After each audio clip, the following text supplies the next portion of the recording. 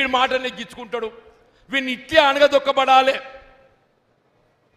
ఎవడు జీవన్ రెడ్డి అంటోడు ఏదైతుందో వీడు ఇట్లే అనగదొక్కబడాలి, తొక్కబడాలి.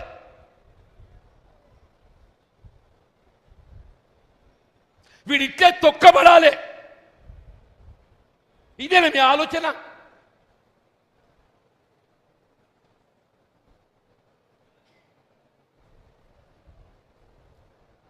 మరి అట్లా తొక్కబడుతూ ఈడ అణిగిపోయిన దానికంటే ఇలా ఎదిరించి పోరాటం చేయడం కొత్త కాదు. ఎదిరించి పోరాటం చేయడం కొత్త కాదు. నేను అన్నాడు చంద్రబాబు నాయుడు ఎదిరించి పోరాటం చేసి, నేను కేసీఆర్ ఎదిరించి పోరాటం చేసి, నేను ఇవాళ రేవంత్ రెడ్డి గారిని కూడా ఎదిరించి పోరాటం చేస్తా అంటూ నేను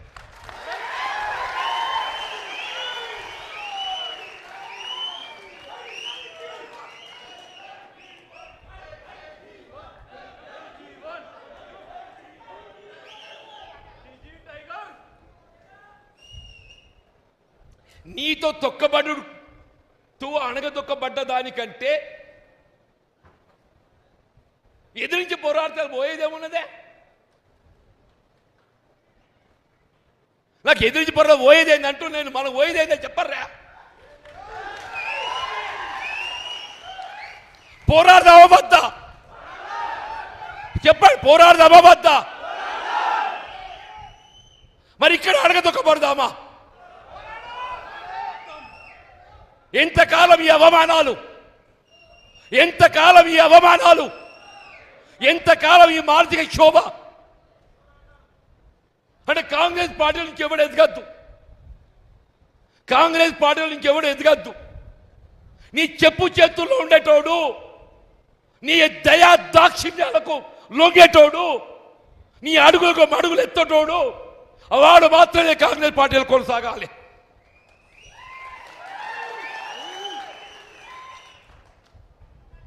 నిన్ను ఎదిరించేటోడు, రాహుల్ గాంధీ ఆలోచనకు అనుగుణంగా నడిచేటోడు, ఎవరిని అడగదొక్కుతున్నావే? రాహుల్ గాంధీ గారి ఆలోచనకు అనుగుణంగా నడిచేటోడిని అడగదొక్కుతున్నావు అంటూ నేను. నువ్వు అడగదొక్కేది ఎవరిని కాదు, రాహుల్ గాంధీ గారి ఆలోచనకు అనుగుణంగా నడిచేటోడిని నువ్వు అడగదొక్కుతున్నావు అని చెప్పంటూ నేను.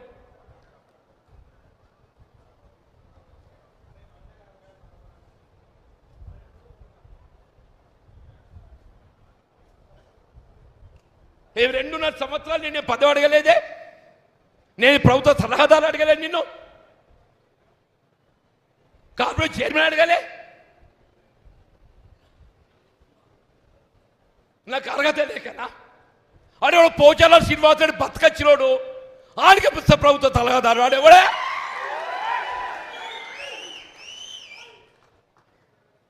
అదే పోచా ఈ 20 మాసాలలో ఆవిడ ప్రభుత్వ సలహాదారు నియామకం అయిన తర్వాత ఆవిడ ప్రభుత్వానికి ఇచ్చిన సలహాలేంటి చెప్పవే?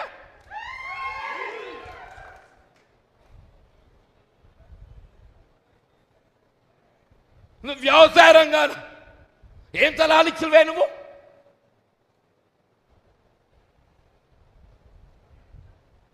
అంటే ఏంటి? నీ అడుగులకు ఎవడు మడుగలు ఒత్తుతాడో వాడికి పదవులు, నీ అడుగులకు ఎవరైతే మడిమలు ఒత్తుతారో వాడి పదవులు.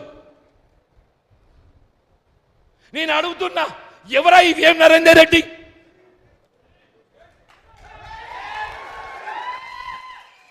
ఆయన పార్టీ చేసిన సేవ ఏంది?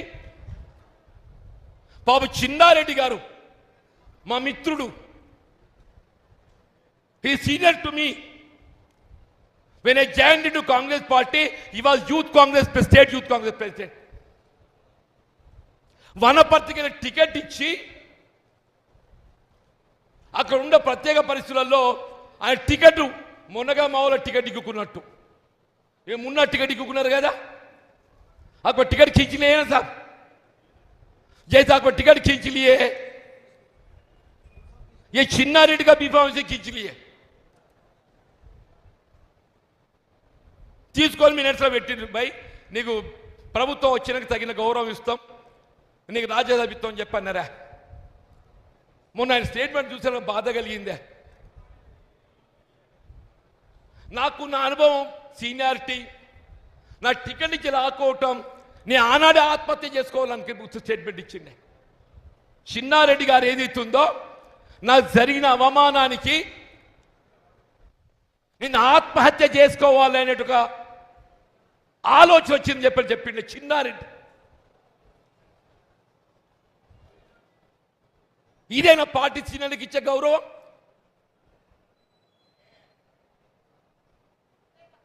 రేవంత్ రెడ్డి గారు నరేందర్ రెడ్డి ప్రభుత్వ సలహాదారుడు, ఆయన రేవంత్ రెడ్డి గారి ప్రభుత్వ సలహాలు ఇస్తున్నాడు.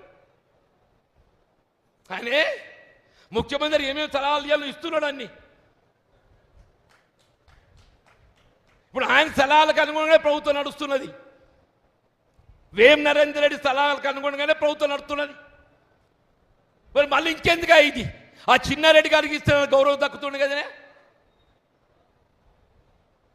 మందు యాషి గారు ఉన్నారా,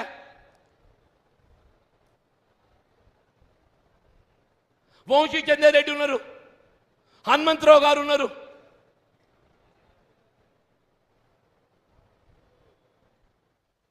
అంటే ఏంటి? ఇలా ముఖ్యమంత్రి గారు ఏదైతుంది, ఈ పార్టీ నాది. ముఖ్యమంత్రి గారు ఏంటి? ఈ పార్టీ నాది. నాకు ఎవడైనా అడ్డం వస్తే తొక్కుతా. ఎంతమంది తొక్కుతావా నువ్వు? ఎంతమంది తొక్కుతావు నువ్వు?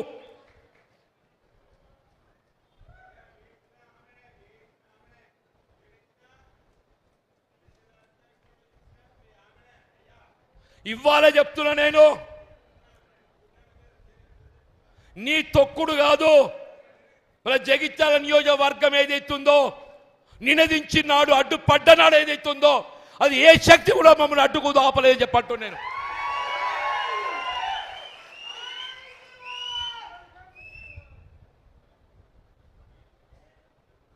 దయచేసి కార్యకర్తలు గౌరవించడం నేర్చుకో, సీనియర్లను గౌరవ. అదృష్టం కలిసి వచ్చింది. మీరు ముఖ్యమంత్రి కావాలని నేను కోరుకున్నా, రేవంత్ రెడ్డి గారు ముఖ్యమంత్రి కావాలని నేను కోరుకున్నా. ఆయన ముఖ్యమంత్రి ఎంపిక సమయంలో భిన్నాభిప్రాయం వ్యక్తం చేస్తే నేను ఆ భిన్నాభిప్రాయం వ్యక్తం చేసిన వారితో మాట్లాడి, ఈ సమయం కాదు, people's wish is Revanth Reddy to become chief minister, chance should be given to Revanth Reddy. ఆయన ముఖ్యమంత్రి కావాలని కోరుకున్న వాళ్ళలో నేను ఒకరిని నేను చెప్పంటున్నాను. దాని పర్యవసానం ఏదైతుందో, ఇలా కాంగ్రెస్ నాయకులను తొక్కుతా, కార్యకర్తలను తొక్కుతా, నాకెవడు అడుగులకు మడుగులు ఒత్తుతే వాందే రాజ్యం. దయచేసి ఏదైతున్నదో, మరి క్లిష్ట సమయం ఇది. నాకైతే నా జీవిత చివరి పోరాటమే, నా జీవిత చివరి పోరాటం.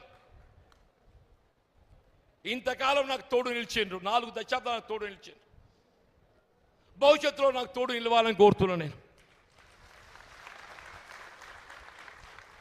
మీ అండదండలతో నేను ఈ స్థాయికి ఎదిగిన నేను, మీ అండదండలతో ఈ స్థాయికి ఎదిగిన నేను.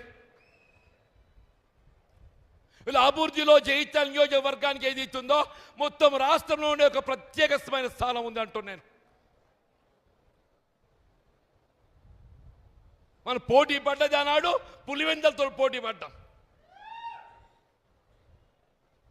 నిన్నెవరో మిత్రుడు అడుగుతున్నాడు అభివృద్ధి అంటే, నేను ఇవాళ చెప్తున్నా, నేను జగిత్యాల్లో చేపట్టబడ్డటువంటి కార్యక్రమాలు నీ కొడంగల్ లేవు, నీ సిద్దిపేట లేవు, సిరిసిల్ల లేవు చెప్పట్టు.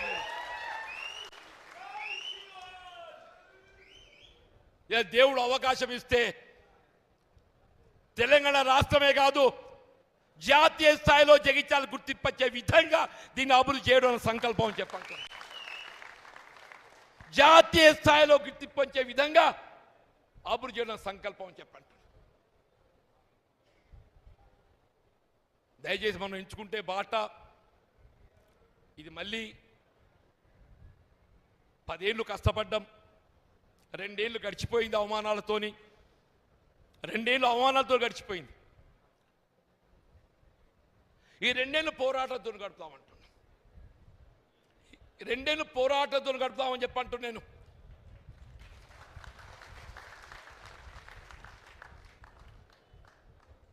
మన లక్ష్యం ధర్మం, ధర్మ పోరాటం, మన ధర్మ పోరాటం చెప్పండి, న్యాయం కోసం పోరాటం చేస్తాం, మన హక్కులకు పోరాటం చేస్తామని చెప్పంటున్నా. ఆ హక్కుల సాధన కొరకు నా భుజం తట్టి నాకు అండగా నిలవాలని కోరుతున్నా సవినయంగా.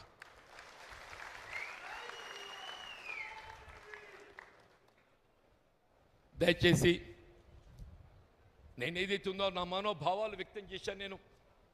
నేను అనుభవిస్తున్నట్టు ఒక మానసిక క్షోభ వ్యక్తం చేశాను.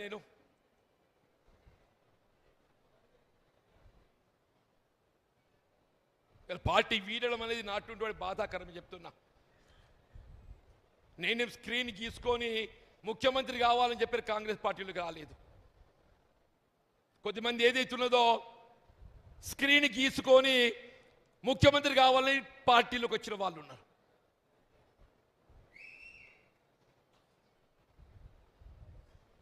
నేను పార్టీలో చేరినాడు ముఖ్యమంత్రి కావాలని కోరుకోలే, నేను ఇవాళ కూడా కోరుకుంటాను. నేను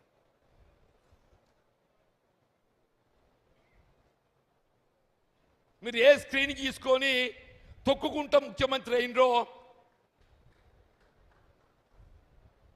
సంతోషం నాయన, కానీ మమ్మల్ని కూడా బతకనియండి.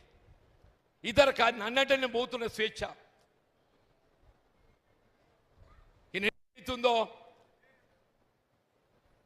ఈ తొక్కుడు భరించ కాబట్టి నేను స్వేచ్ఛ కోరుకుంటున్నా. కానీ దీంతో నన్ను ఏదైతుందో కొంత నీ ఆలోచన మార్పు వచ్చి కార్యకర్తలకు, నాయకులకు వాళ్ళ స్థానానికి అనుగుణంగా వాళ్ళ గుర్తింపు కల్పించి వాళ్ళకు లభించాల్సిన ఒక హక్కులు కల్పింపజేస్తామని చెప్పని నేను ఆశిస్తున్నాను. అంటే మనం పోయేటోళ్ళం పోయినా కానీ ఉన్నోళ్ళు కానీ న్యాయం కావాలని కోరుదామంటున్నాను.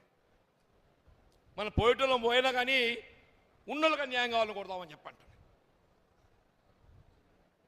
దయచేసి నేను మరొక్కసారి ఇవాళ నేను సమర్పించబోతున్న రాజీనామా అంటే నేను వాస్తవంగా ఏదైతున్నదో మిత్రుడు గంగారెడ్డి గారి ఏదైతే దారుణ